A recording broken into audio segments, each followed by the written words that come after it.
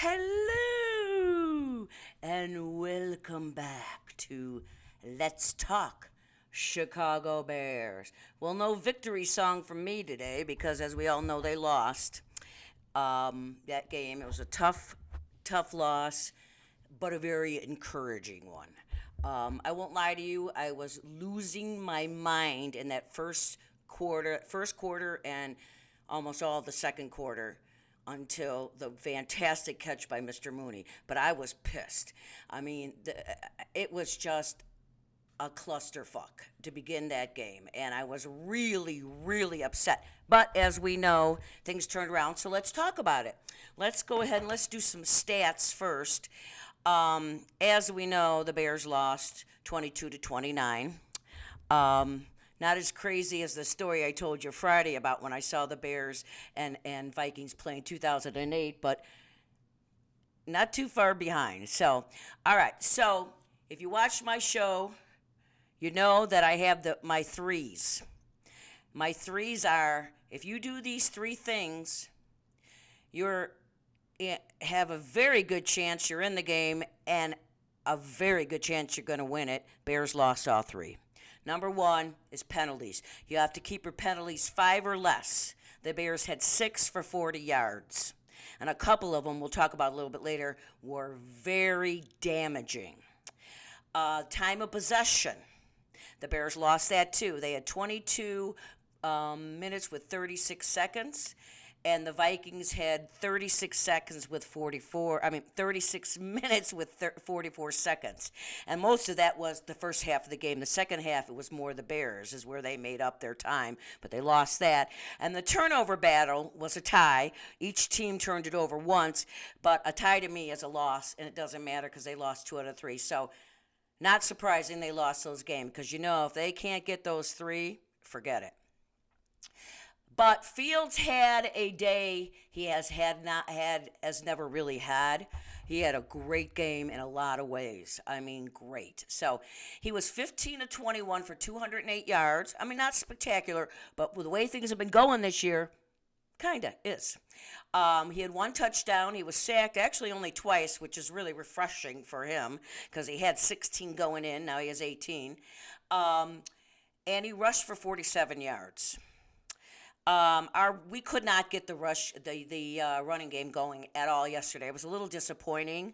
So which I would have liked, and I called for the Bears to do it, was to do short passes to the running backs instead of a run. Do a short pass, 5, 6, 7 yards, and let the running backs go and get the yards. Well, they did that in the first half of the game, and Montgomery got, 30 yards when they threw a 5-yard pass to him, but then they never did it again. So whatever. But we only had 78 yards rushing. So, and that was with Fields, Montgomery and Herbert. So it wasn't a good. And I believe Fields had the most at 47 yards. It wasn't a great rushing day, but receiving was better.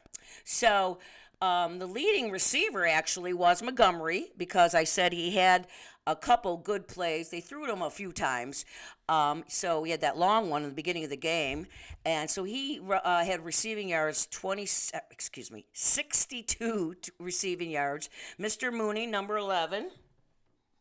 Had 52 yards and that fantastic catch. And Clement, it was such a pleasure to see him involved in the offense. 85, our tight end, had 45 receiving yards. So he mixed it up. And then there was other receiving yards, but I'm just going to mention those. So receiving was much better than rushing yesterday for the Bears.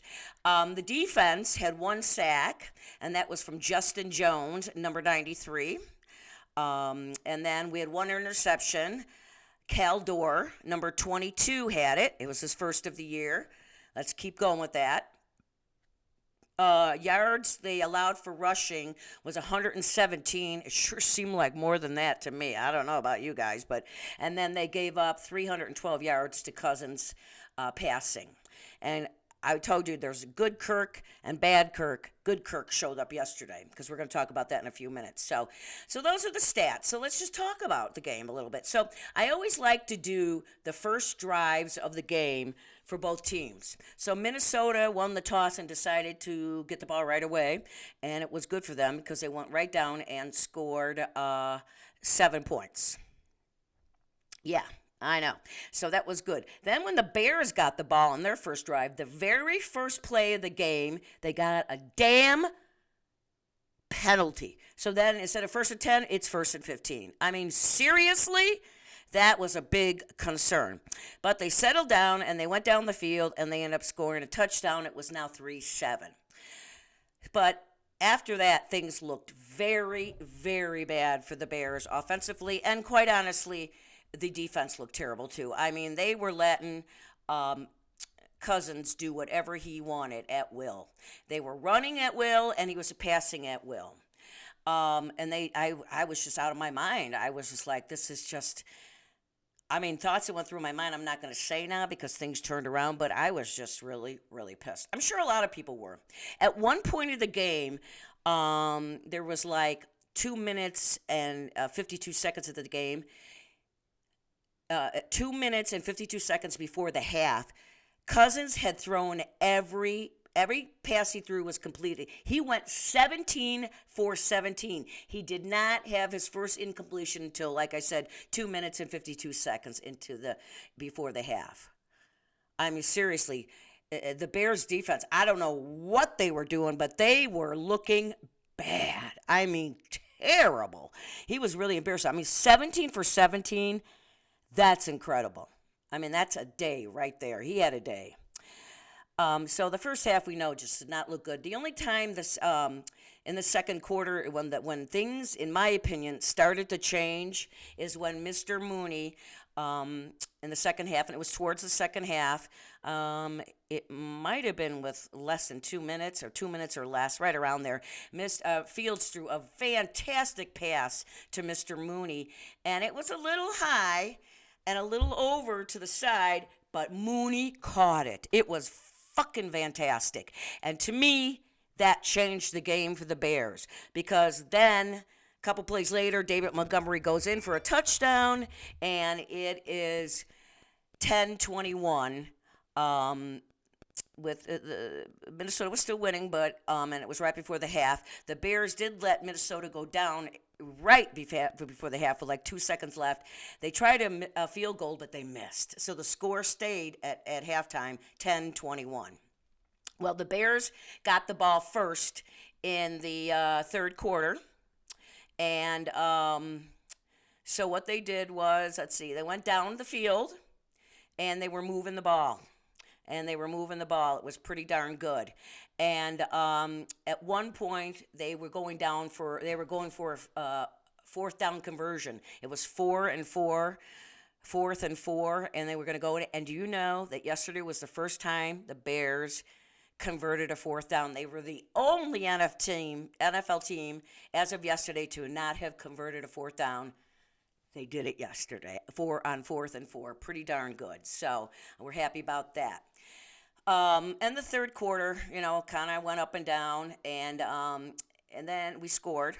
And then in the fourth quarter, they were starting to,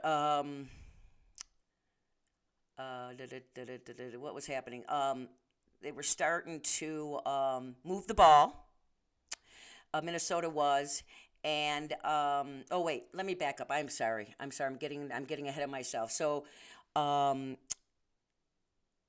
in the second half, after the interception, we got the ball, and Fields, as from like the 30-something yard line, takes off, runs a great run, scores a touchdown. That puts us into the league, a lead. But there was a penalty. And I wish I know who did it. I forgot. But it doesn't matter. It took the TD off the board.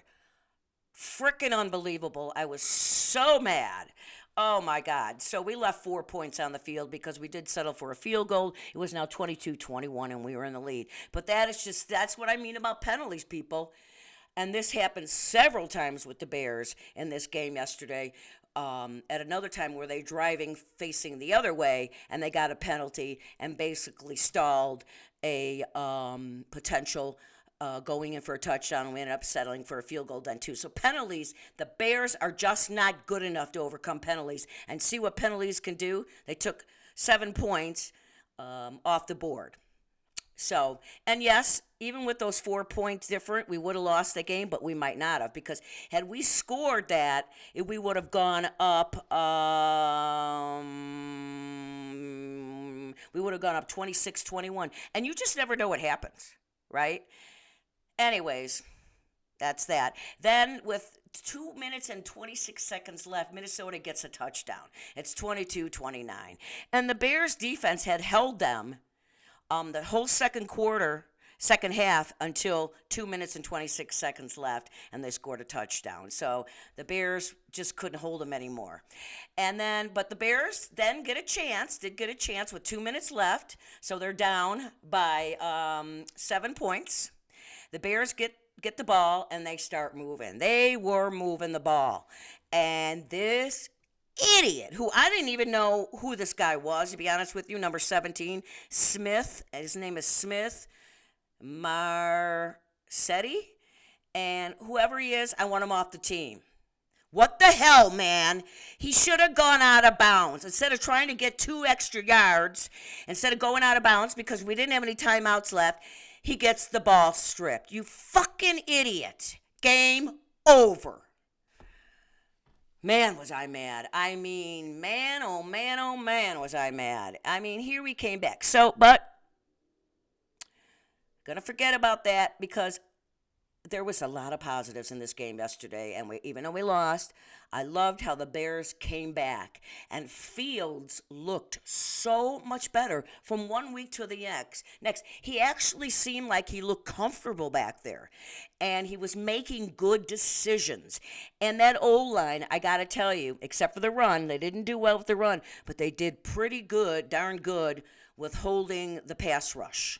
They really did. Yes, he was sacked twice, but considering he'd been sacked 16 games prior, and what was it last week? I don't know, 6, 7 times he was sacked. So the line did much better, which helped him. And he was making some good throws. So, yeah, the run, we could not get that damn thing going. I wish we had. I think we would have had a better chance. But, and I wish, like I said, they used David Montgomery more or Herbert for short passes, and let them, if the run's not going to work, which yesterday was really the first time it hasn't worked all year, if it's not going to work, have them go out 5-6 yards and do a little short pass and let them go get the first down.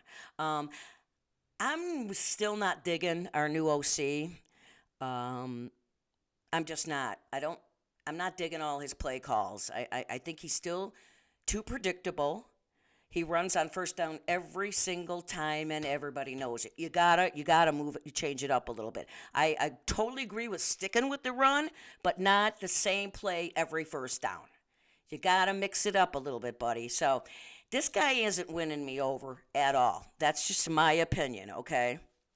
So the Bears had a lot. I mean, they were down 18 points. And they said this is the first time I heard that the Bears have come back from an 18-point deficit since back, gosh, what was that, in 85?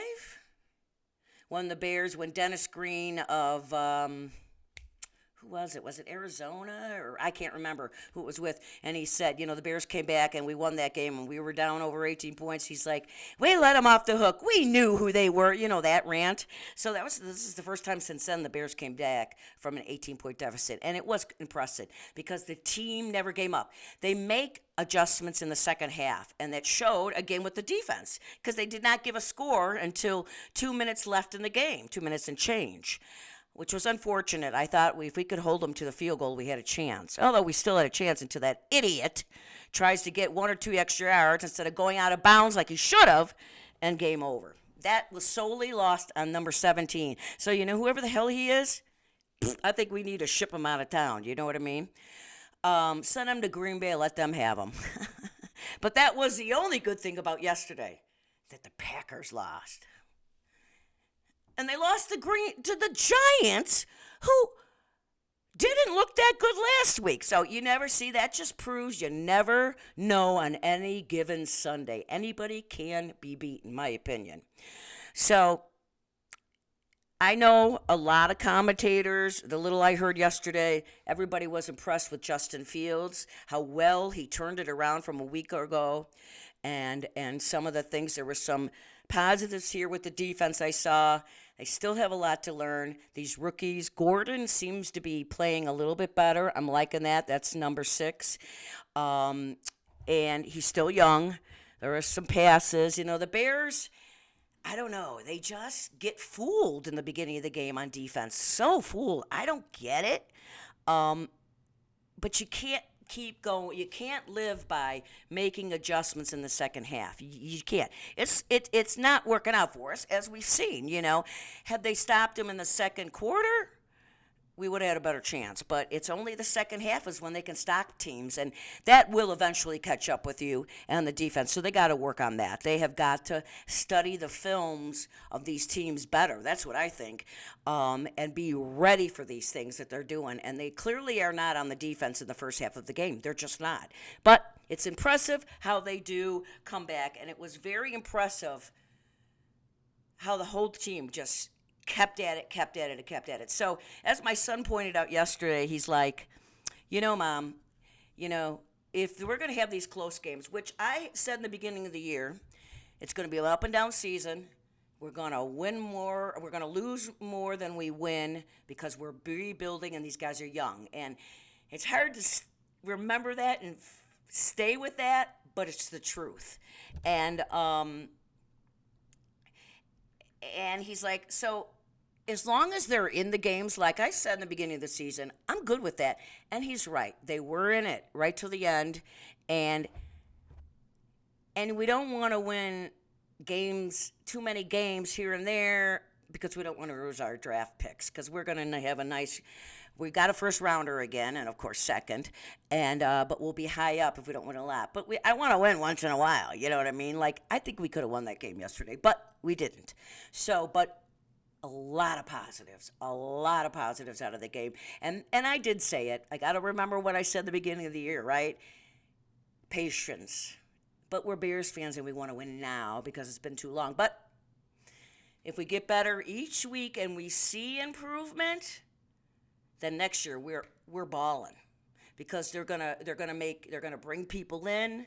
They're gonna have good draft picks. Hopefully, they're gonna get what we need. We're gonna need a nice tall receiver who can go over and catch the ball. Although that one guy isn't in yet, Smith, is that his last name? Shoot, I can't think of his name now. The one who's been out, Harry. They had activated him over the weekend, but he didn't practice. I mean, he didn't play. So hopefully next week this wide receiver's in, and we can see, because they say he's tall, and he's the one that can go over to the defenders and catch the ball. So let's hope, right? So, but that's what the Bears are going to get next year. They're going to need a good wide receiver. They need a defensive D lineman, offensive line players we need desperately. So, next year draft, that's what they're going to address. So, I was really mad the first 30 minutes of the game. I mean, my hair was getting whiter, and it can't really get much whiter, and it's short. I was going to pull it out, but I'm like, I can't afford to do that. But I'm happy.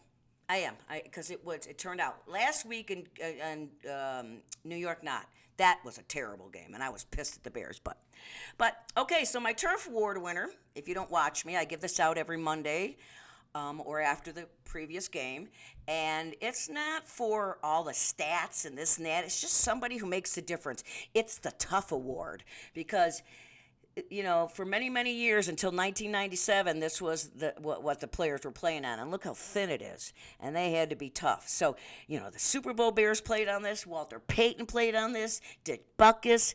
So, many of you might not agree with me, but this is what I'm giving the Turf Award to Mr. Mooney this week, because that catch he made at the end of the second quarter was awesome. And I believe he didn't make that catch. We go to halftime, and things could have been a lot different. Down the 3-21, a lot different. And he, I think, turned the team around and gave them that spark. So this is for you, Mr. Mooney. You get the Turf Award for yesterday's game. Congrats. So, so we all know I kind of pretty much told you everything. And we just got to be encouraged, right? I know I wasn't for a while yesterday. I was really pissed. And I was watching by myself. Usually I watch with my son, but I did not yesterday. Long story, so we won't get into that. But so I was really mad. I was screaming. But then things got better. And this week we play on Thursday, I do believe, right? Yeah, and it's Washington. Now, they're not very good. So this is a game which, oh my gosh, I just realized I have to come back and do a show. Oh my. In a couple of days. Or I could do this show that, no, I guess I'm going to have to be back on Wednesday. So I'll be back on Wednesday to do the show for Thursday because the game's Thursday night. So I'll see you guys Wednesday and we'll go over Washington and stuff. But that is a team we should beat. So we got to be positive. Beat Washington because they're bad. So let's have a game like we had yesterday and better. And let's see. And we'll be home. And I'd like to see improvement again. It's a short week, though, so it's kind of tough. But we can do it, right? So it is what it is, right? I'll take it. I mean, I'd always like a W. But as my son pointed out, as long as you, and he even said, you said this, Mom, a million times before the season and into the early season. As long as they improve every week, we're down with it if they lose because we get draft picks. So even though it makes it tough. But that's all right. Don't beat a dead horse. But it's been a weird year this year. Teams that should be winning are not. And I've been watching a lot of games, and there's a lot of teams struggling with a good offensive line. I mean, look at the Rams. Oh, my God. Their line is terrible, and they're killing Matthew Stafford. I mean, some of these lines. So, and then I got to thinking about it.